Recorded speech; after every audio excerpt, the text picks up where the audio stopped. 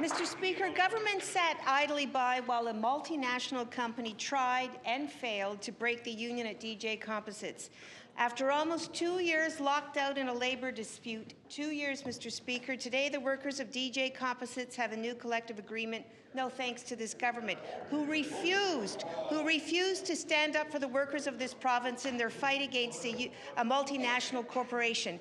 I ask the Premier, to protect workers in the future, will he now implement Recommendation 5 of the 2010 Industrial Inquiry and amend the Labour Relations Act to provide for a process for the imposition of a new collective agreement when a prolonged strike or lockout has been ineffective in bringing about a resolution?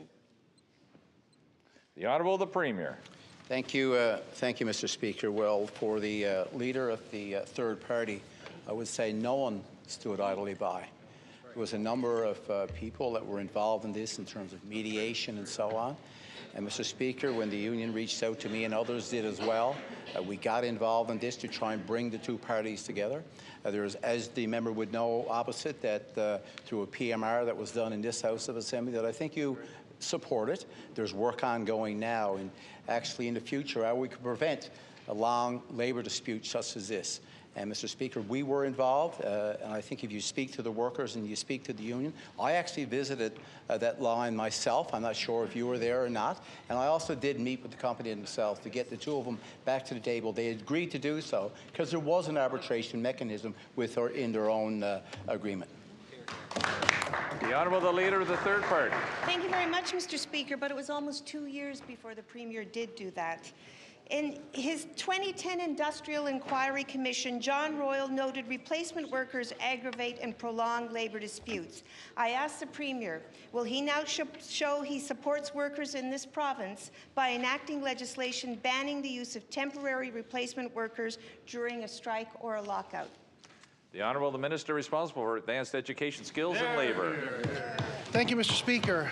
We're very pleased, as the Premier mentioned earlier, that DJ Composites are back going back to work and negotiating the back to work process for that. But what we're more happy about here right now is that based on a private member's resolution that came forward to this House and passed unanimously by this House, we've gone out to try to get a terms of reference for this process, placed out to hearing views of unions, employers, all Newfoundlanders, and we're moving on that process. And we should stay tuned because in the new year we're going to be having that process come out. Thank you very much. The Honourable Member for St. John's East, Kitty-Vitty. Thank you very much, Mr. Speaker. The locked-out workers of DJ Composites have had to make big sacrifices to win economic justice. All along, government claimed it wanted to stay neutral, not picking sides in the dispute. No doubt this prolonged the dispute unnecessarily. I ask the Premier, now that this particular dispute is over, can he explain why he chose not to stand up for workers in this province when they made specific requests? The Honourable Minister for Advanced Education, Skills and Labour. Mr. Speaker, government must ensure that there's a balance between the needs of the worker and the needs of the employers. It's very, very important that that balance is struck. A negotiated deal is much better than a forced deal. From our perspective, we're listening to this process now in the new year. We're going to hear from the union, the trade unions, the employers, the workers, and all Newfoundlanders and Labradorians on this very topic. And we're going to hopefully move forward on some recommendations based on what we hear in those consultations. But that's exactly what you would do in this case, and that's what we've done to make sure we hear from all sides to get the best results. Thank you, Mr. Speaker. The Honourable Member for St. John's East, Kitty-Vitty. Thank you, Mr. Speaker. I point out to the member that if we remember correctly, we had a corporation that was ruled as acting unjustly.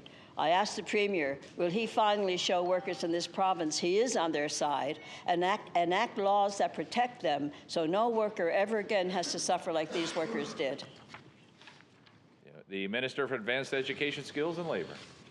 Mr. Speaker, thank you for the question. That's exactly what we're doing. That's why we started this process, to make sure that we look at the legislation, hear from all sides in the process, and making sure that we have the best information.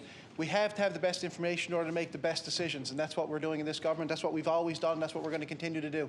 Thank you, Mr. Speaker. Thank you. The time for oral questions is ended.